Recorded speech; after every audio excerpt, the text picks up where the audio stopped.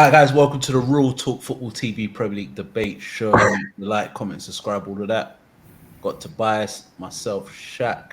All right, Premier League's over. Man City winning the league and all of that. I'm not going to go into it.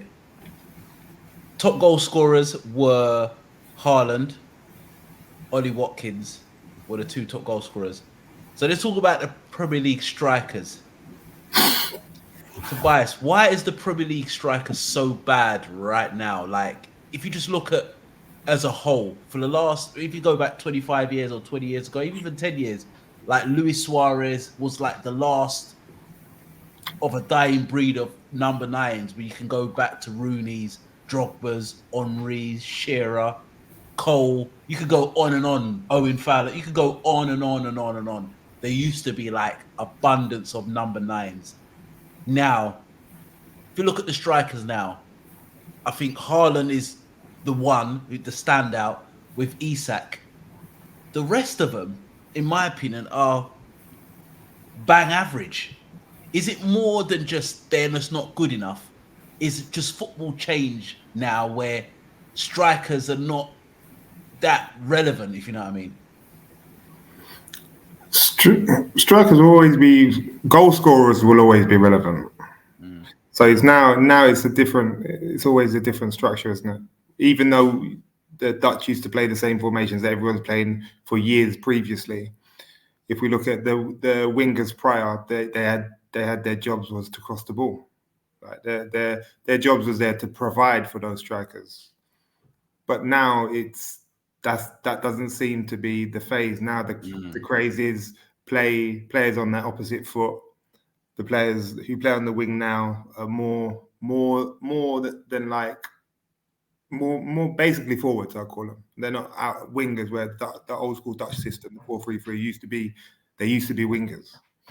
Now they're sort of inverted attackers as such, and the striker acts as a foil, acts as a distraction, acts as a wall in some occasions.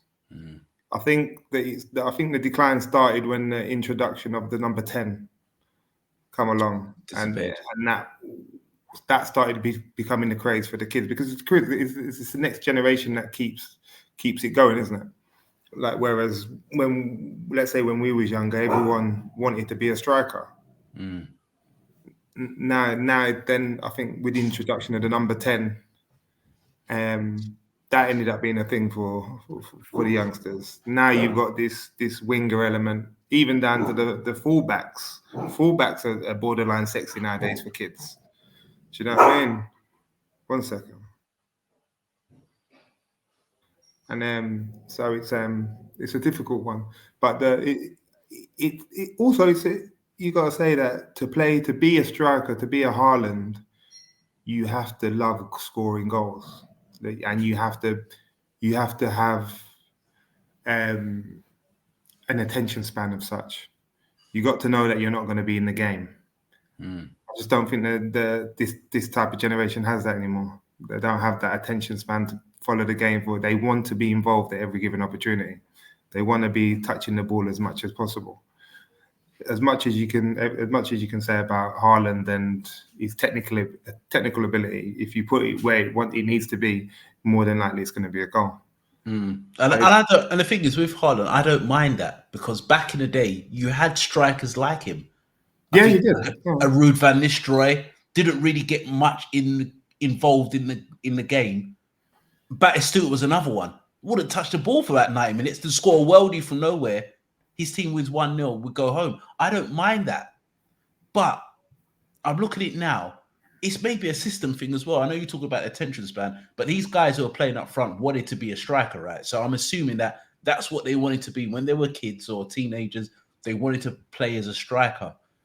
But like you were saying about the wingers now, they're inverted. They want to shoot instead of cross.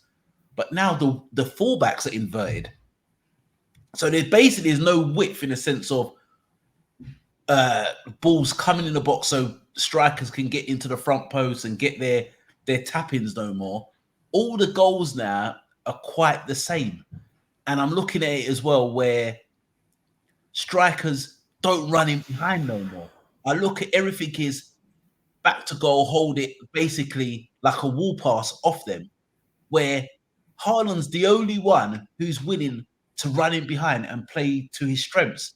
Where Ollie Watkins, for example, he does that as well. He make good runs in behind, but I don't think Ollie Watkins is elite like how it used to be. Yeah, but then the football evolves over time, doesn't it? You'll probably end up going back to the 4-4-2 at some point because people will then think of another system, which then people will become the in thing. Obviously, Spain are notorious for not playing with a striker, and they were successful with it, and it seemed to follow on from that. I'm not sure. There must have been enough strikers around at the time, which was surprising. But as you mentioned, the system doesn't help anything with the inverted fullbacks. It seems like everyone. It's a difficult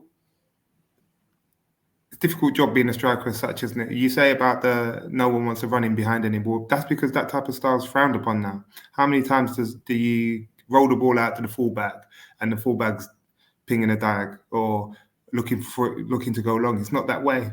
Now you've got to go. Well, Haaland plays that way though. Across. Yeah, Haaland plays that way. But if Man City do it, is Man City allowed to do it? If you're not in a way because of how they play in itself.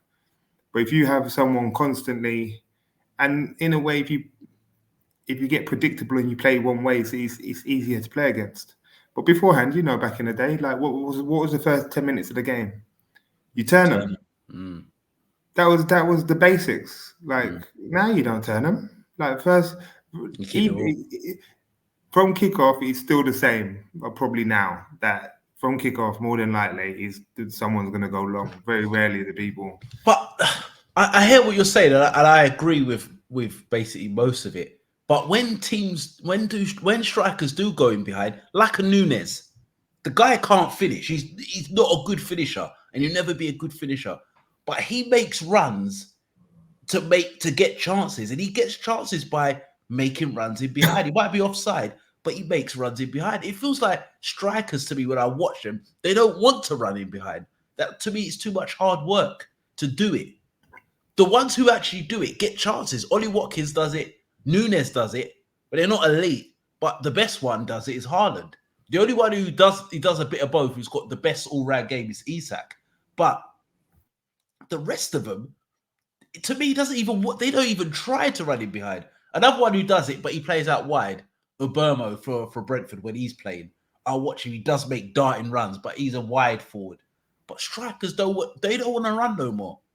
Yeah, but then if you think about it, then if you're a striker now, you've gone away from the norm. Like beforehand, the strikers knew when and how to make a run. Yeah. Now, if you're making that many runs, let's say in the box, and you're running to that front post, and then 9 times out of 10 it doesn't come, and at one time it does come, and then the first thing people are going to do is notice that you're not there and you haven't made the run, but they don't realize that the 10 times that the man's cut in and shot, and you've made a perfectly good run, it gets missed. Do you know what I mean?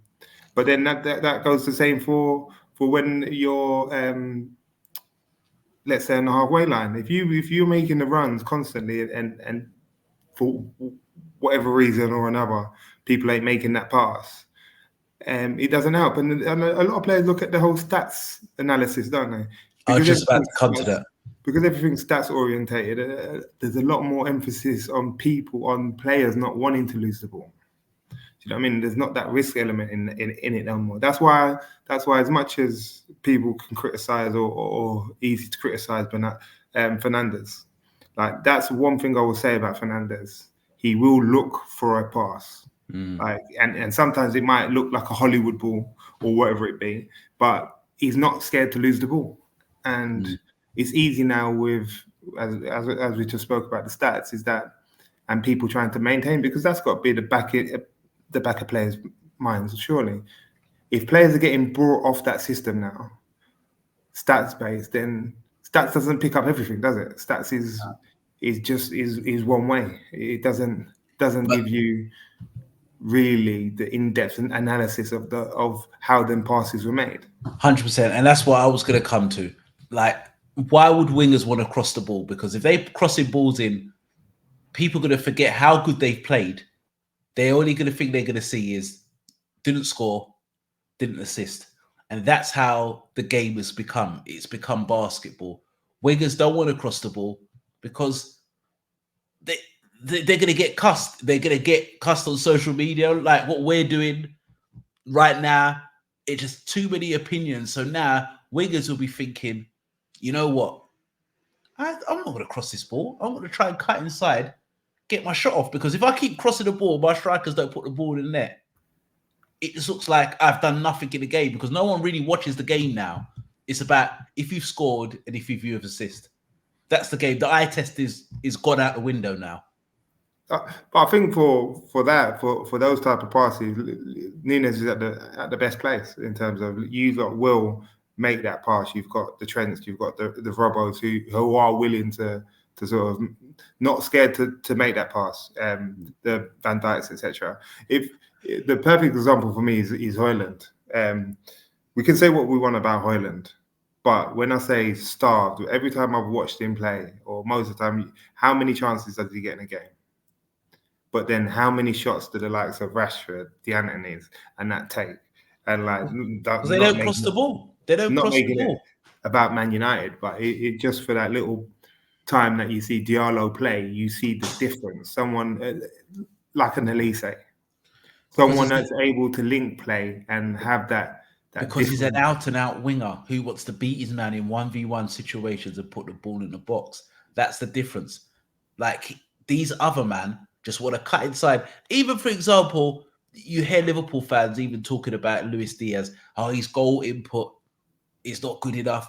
He's been our best forward by a mile because what he can do, he can carry the ball. The eye test shows that he's a constant threat and he will go down the line and put a ball in the box. He just hasn't got a striker who's ruthless enough to put the ball in the net. He's a kind of an old school winger, but the numbers suggest that he's not good because he doesn't score enough and he doesn't assist enough. Diaz is a funny one. He is. I agree with that, but it is so heavily stat based at the minute that it's difficult, and I don't know. Is the criticism Sky Sports are one of the biggest blames for that. Well, you see it when you watch it again. I don't know how many something G's you've got going on. I don't. Oh my god! I give up. Like when I see, even when I see the possession in the last 5 minutes, like what the hell are you talking about? Who cares about the possession in the last 5 minutes? No. Literally, who cares? Like 5 minutes means nothing. But it's just a stat for stats purposes, and that's what they're all there for, isn't it? You've got 24-hour sport. You've got everyone talking about sport like ourselves on YouTube. So that's the way the game's gone, and it helps with a lot of people's arguments. But that's just where the game's gone. It's getting more and more like basketball. There's no structure to the games anymore. There's no wanting to defend anymore.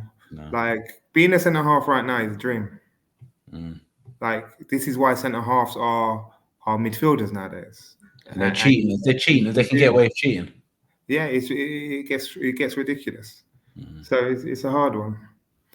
And from number 9s, and we've said it. But I think it's positions across the board. You can say how many great centre halves you got. Do you know what I mean? It goes back and forth. How many? I think where are you top loaded in positions now is wingers. I think wingers are fullback. Yeah, I think wingers and fullbacks are good, and I think goalkeepers are excellent. I always said I think goalkeepers have. I think that's the biggest change of football. Well, that's been the biggest sort of evolution out there in terms of the goalkeeper. That's been the best and most improved position. And I think that's important to have a good goalkeeper. It's paramount now. You have a good goalkeeper where the game's gone. But yeah, guys, what do you think about the number 9s in the Premier League? So what are we saying then? Are we saying now Haaland's the best striker in the world then? I don't know if he's the best striker in the world, but he's certainly the best striker in the Premier League. Would you be angry if Haaland won the Ballon d'Or? No. I would be. I wouldn't, because I think... I would be. You know what? That's when I know that football is solely based on goals alone. And you're maybe right, but I think defenders should be more of a shout, and DMs and all sorts of players. It shouldn't be about goals and assists only. But I do think Haaland. We've seen loads of Haalands back in the day, and we didn't really cuss them like how we cuss Haaland. Some people say, "Oh, Haaland technically he's terrible." He might be, but he's a killer. Yeah, And we I did. think Look, we had Kevin Phillips scoring 30 goals for Sunderland when they first got promoted. We had the people like Darren Bent, the Defoes. He used to bag goals normally. Like, and I don't mind that because you need a killer. And I think reason why Man City are great. I know they've got the best squad and maybe got better players than most, but I think he is the biggest difference compared to a Liverpool or Arsenal.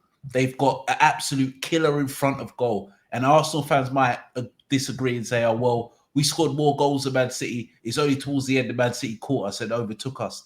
But in a certain big games where you need a killer in front of goal, Arsenal never had it. Liverpool haven't got it. Man City have got it. And there's no one else out there, in my opinion, who is an absolute killer where when Haaland misses a chance, you think, bloody, he's missed. The others, you're hoping that they score. And but then back in the day, there used to be 10, 15, 30 of them. You just knew if they get a chance, goal. there's another part of that though.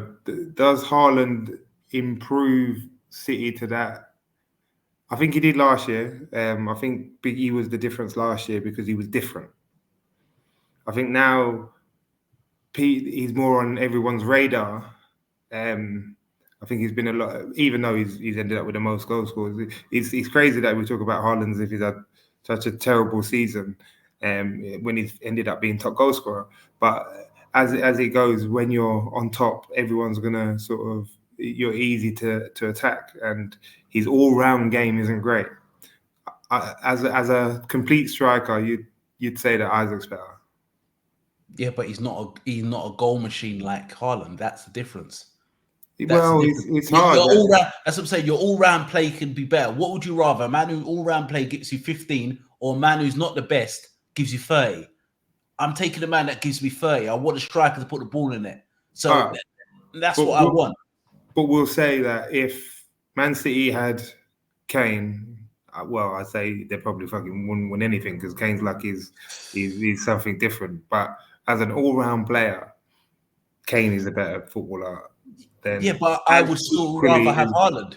You would still rather have Haaland than Kane? Yeah, because if you look at Haaland, look what Haaland's done. First season they won the treble. They win the Champions League where they've been trying to win. And this side they've won the league and he's top goal scorer in both seasons. So he's improved them no matter what.